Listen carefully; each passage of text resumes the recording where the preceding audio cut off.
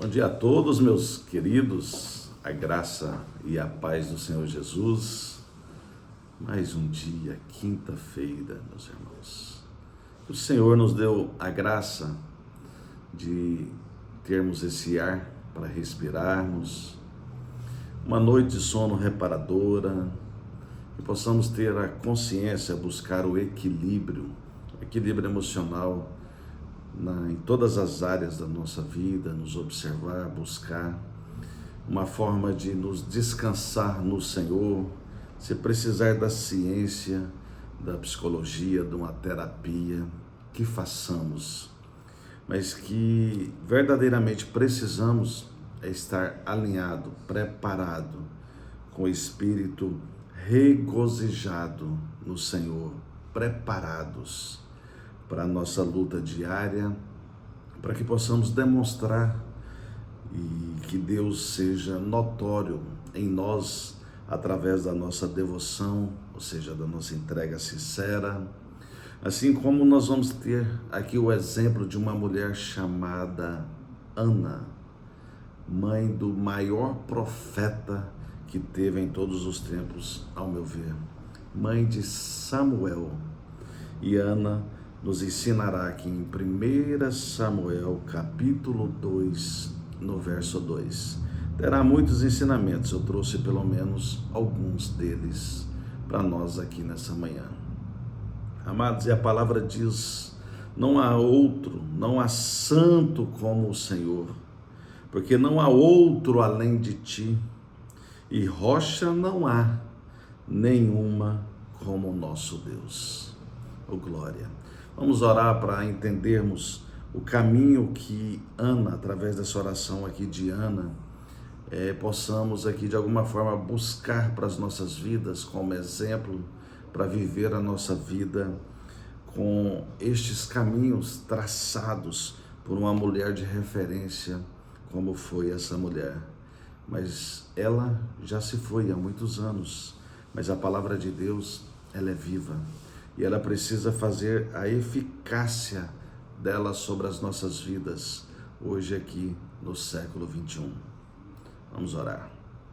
Querido Deus, ó Pai eterno, nos ensine como uma referência dessa mulher, pela fé dela que vivia aquela opressão pela outra mulher do seu marido. Ó Pai, em nome de Jesus, essa mulher nos ensinou tanto na sua fé, na sua entrega sincera, na sua oração, e após essa oração aqui, depois de ter tido aquele filho que era de tão apreço para as mulheres daquela época. Oh Pai, em nome de Jesus, que é também hoje, que filhos são heranças do Senhor sobre as nossas vidas aqui na terra. Oh Pai, em nome de Jesus, nos ensine através das suas escrituras, através dessa passagem bíblica, para que possamos nos fortalecer a cada dia, que possamos estar regozijados na rocha, estar aliançado na rocha que fazia referência à sua singularidade de poder, de tudo que podia estar apontando aqui já para Jesus, mas o que vale é ter a rocha em nossas vidas. Seja como Deus Pai, Deus Filho e Deus Espírito Santo em nós, conduzindo as nossas vidas, sendo vitoriosos em Cristo Jesus. E que assim seja em nossas vidas, para todo sempre. Amém. Amém, meus irmãos, e glória a Deus. Amados, esta mulher, Ana, isso aqui era um cântico, e nesse cântico ela foi como uma oração. Então diz aqui desde o verso 1, o título é o Cântico de Ana. Foi após ela viver uma opressão ali com seu marido Eucana, que a outra mulher desfazia dela, por ela não ser mãe, era Penina, né? Tinha filhos, Ana porém não tinha. E era bem difícil para ela, que ela vivia uma opressão, e essa Penina, ela oprimia muito ela, usando os filhos, falando que ela era mãe, que ela tinha herdado, estava dando herdeiros à descendência de Eucana, e ela nada. Para começo de conversa, eu analisando as escrituras, eu vi o quanto essa mulher nos ensina a levar os nossos filhos e ter os filhos apresentando e levando eles a serviço de Deus. Porque depois que ela teve tanto aperreio, tantos problemas, tanta opressão, essa mulher, ela orou e fez um voto a Deus, que se ela tivesse um filho varão, como ela diz aqui, ela iria dar esse filho para que ele vivesse para o Senhor. E assim aconteceu depois de tudo. Samuel, ele ungiu o primeiro rei, Saul, depois ele ungiu Davi, e esse homem era um profeta respeitado. E assim aconteceu, e com isso, quando nasceu Samuel, para que eu e vocês possamos entender, ela foi, e após ele desmamar, que foi o pedido ali dela, ela afirmou para o marido, né? Olha bem aqui, porque ela disse assim: Ana, porém, não subiu e disse a seu marido: quando for o menino desmamado, levá-lo-ei para ser apresentado perante o Senhor e para lá ficar para sempre. Ou seja, o primeiro ensinamento aqui é para que nós, então, entreguemos nossos filhos, apresentemos nossos filhos para Deus e orientemos os mesmos a andar no caminho do Senhor. E aqui vai dizer que Eucana respondeu a ela: faze o que melhor te agrade, fica até que o desmames, tão somente confirme o Senhor a sua palavra. Assim ficou a mulher e criou o filho ao peito até que o desmamou. E havendo-o desmamado, levou-o consigo com um novilho de 3 anos, uma efa de farinha e um odre de vinho, e apresentou a casa do Senhor a Siló. Então, Ana, depois que ela fez tudo isso, ela nos ensina, assim como está no verso principal. Então, cântico de Ana. Aí o que ela fez? Então, orou Ana e disse: o meu coração se regozija no Senhor. A minha força está exaltada no Senhor. A minha boca se ri dos meus inimigos, porquanto me alegro na tua salvação.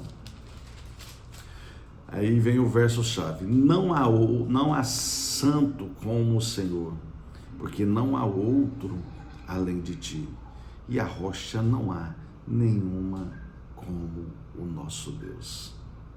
Não multipliqueis palavras de orgulho, nem saiam coisas arrogantes da vossa boca, porque o Senhor é o Deus da sabedoria e pesa todos os feitos na balança. Bom, primeiro, fico por aqui, para não ficar muito extenso. Primeiro, ela nos ensinou sobre entregar o filho na casa do Senhor, a serviço de Deus.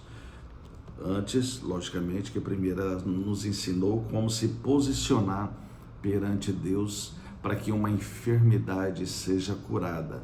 No caso aqui, a enfermidade que ela tinha, que ela era estéril, ela não tinha como ter filhos. Depois de tudo, ela entregou, ela foi sincera mediante a oração que ela fez ao Senhor, porque geralmente o ser humano, ele é egoísta pelo fato dele ter, aí é muito pelo contrário, como as pessoas fazem hoje em dia com os filhos e netos, que fazem deles uma idolatria, que ficam ali com excessos Nossa, meu filho, minha vida, meu neto, minha vida. Que para que os nossos filhos e os nossos netos tenham vida, que eles tenham vida em Cristo, em Deus, assim como essa mulher fez, foi lá e o entregou a Deus, ao sacerdote Eli naquela época.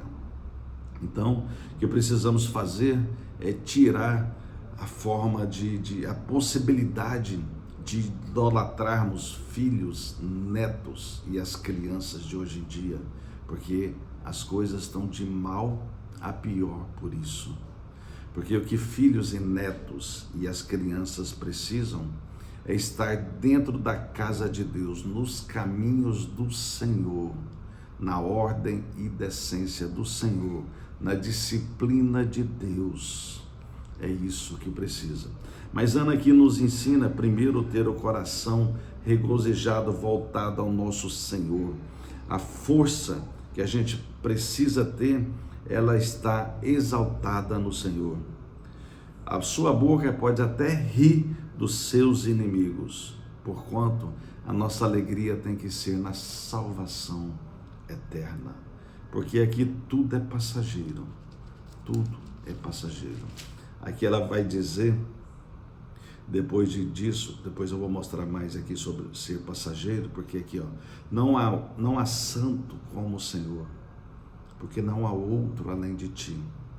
A rocha não há nenhuma como o nosso Deus. Isaías 44:8 deixa claro aqui sobre isso, que não tem outra rocha. Aqui está dizendo, Deus revela através das palavras de Isaías, em Isaías 44, no verso 8, não vos assombreis, nem temais, acaso desde aquele tempo não vos fiz ouvir? Não vos anunciei? Então o Senhor está anunciando mais um dia aqui, vós sois as minhas testemunhas. Há outro Deus além de mim? Não, não há outra rocha que eu conheça.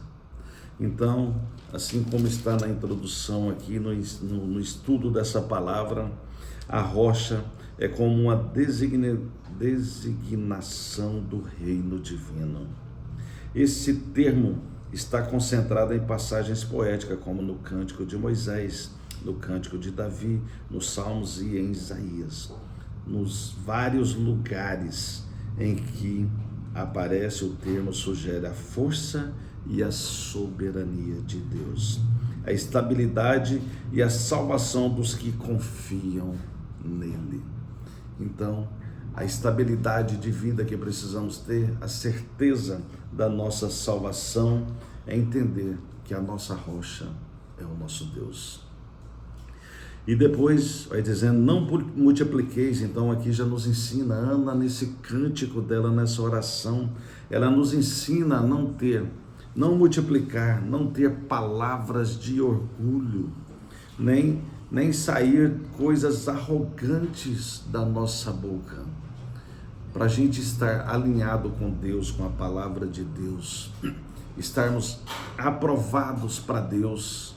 Com certeza nós não podemos ter palavras de orgulho e nem ser arrogantes, expressar arrogâncias, porque o orgulho antecede a queda. O Senhor diz que Ele resiste aos soberbos e dá graça aos humildes.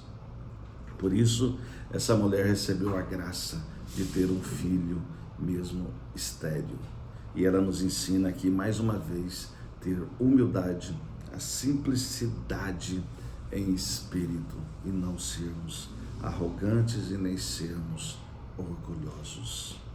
E assim ela vai dizendo aqui, porque o Senhor é o Deus da sabedoria e pesa todos os feitos na balança.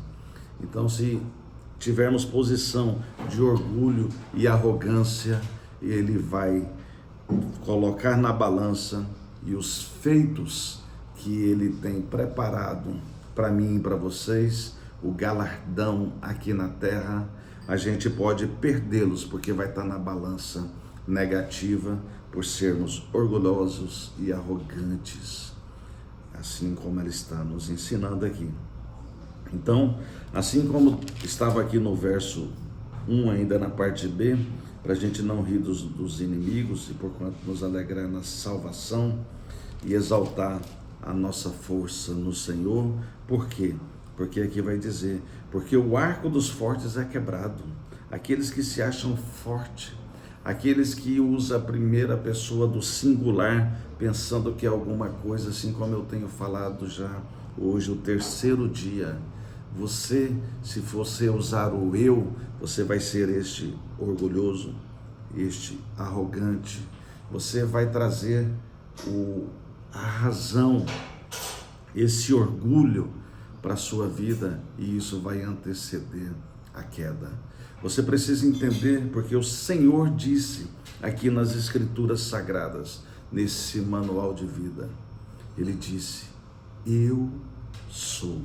Então, se você é alguma coisa, você tem que estar na simplicidade, na humildade de coração e ter esse eu verdadeiro melhor, na sua parte melhor, que é no Espírito. Você ter o Espírito Santo de Deus. E este eu, ele nos ensina a nos diminuir cada vez mais, para que este eu, com a letra E maiúscula, quando está na Bíblia, ele possa crescer dentro de você. E se ele crescer dentro de você, você vai conseguir ter coisas assim como essa mulher. Ela não tinha filhos e era a madre fechada, mas mesmo assim ela conseguiu, mediante a sua sinceridade, a sua oração, a sua entrega, a sua devoção e o voto que ela fez ali, que entregaria ao Senhor.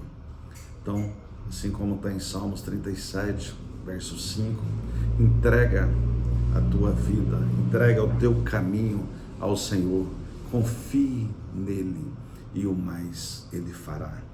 Então, já fecha esse raciocínio, só trazendo uma referência que está em Apocalipse 15, no verso 4, aqui revelação ao João, na ilha de Patmos.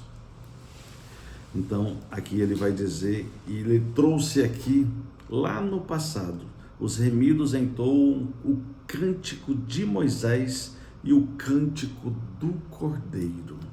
Então, era um cântico que já trazia de forma profética a vinda do Cordeiro, que era Jesus Cristo de Nazaré. E aqui diz, quem não temerá e não glorificará o teu nome, ó Senhor, pois só tu és santo. Por isso todas as nações virão e adorarão diante de ti, porque os teus atos de justiça se fizeram manifestos. Amados irmãos, eu fecho esse raciocínio deixando claro para você que a nossa rocha, que aqui naquela época fazia referência à soberania, à singularidade de Deus, mas hoje sabemos que aqui supostamente também já estavam já profetizando na rocha que viria, que era Jesus, e Jesus é a nossa rocha, a nossa fortaleza. Mas se tratando de Deus Pai, Deus Filho e Deus Espírito Santo, eles são um só, eles são correlacionados, eles são uma unicidade, assim como você deve ser no seu casamento. Não sei porquê, mas Deus me deu essa direção. Cordão de 3 dobras, marido, mulher e Deus. É a única coisa que faz referência direta a essa unicidade, essa trindade, essa correlação de Deus Pai, Deus Filho e Deus Espírito, esse cordão de 3 dobras. Não deixe de acrescentar Deus, que certamente essa mulher só foi mãe aqui, que o Eucana, certamente ele era um homem, em toda a história que a gente entende que ele era um homem piedoso, ele não desfazia dessa mulher, ele a respeitava, ele a amava. Por mais que tinha outra mulher, aí são questões do tempo, da época, mas este homem, certamente, Samuel nasceu dessa linhagem e essa mulher foi abençoada por conta disso. porque ele e ela juntos, tanto é que eu li a passagem na qual ela falou que ia entregar Samuel lá no sumo sacerdote da época, Eli. Então ele foi e aprovou. Então, ou seja, de alguma forma que possamos juntos entender essas coisas. Cordão de 3 dobras, marido, mulher e Deus. Não cabe outra pessoa nesta unicidade, nessa trindade, neste cordão de 3 dobras. É você, é sua esposa, é você, esposa, e seu marido e Deus. Daí para frente, se vocês quiserem abençoar alguma coisa juntos, se vocês em comum acordo, se sairmos desse parâmetro, trazendo parentes, assim como Abrão errou, levando Ló como sobrinho, quando Deus falou, sai da tua casa e da tua parentela. Depois Deus teve que trabalhar isso, e para trazer como ensinamento para nós aqui também, que deu tudo errado, até ele fazer de novo, Abraão entender que tinha que separar de Ló. Então é isso que a Bíblia nos ensina. É essa rocha que precisamos. Ana aqui, nesse cântico, nessa oração, nos ensinou dessa forma. E que assim seja na vida de vocês, que vocês entendam, assim como eu estou entendendo, e que vocês tenham essa rocha firme nos casamentos de vocês, na madre das mulheres e os pais que têm desejo de ser, aliás, e os homens que têm desejo de ser pai, que apresente os seus filhos também ao Senhor, nosso Deus, que é o melhor caminho a seguir. Fiquem em paz e até amanhã, sexta-feira, se Deus nos permitir, pela graça dele, e que amanhã a gente feche essa semana deste devocional. Amém. Deus abençoe.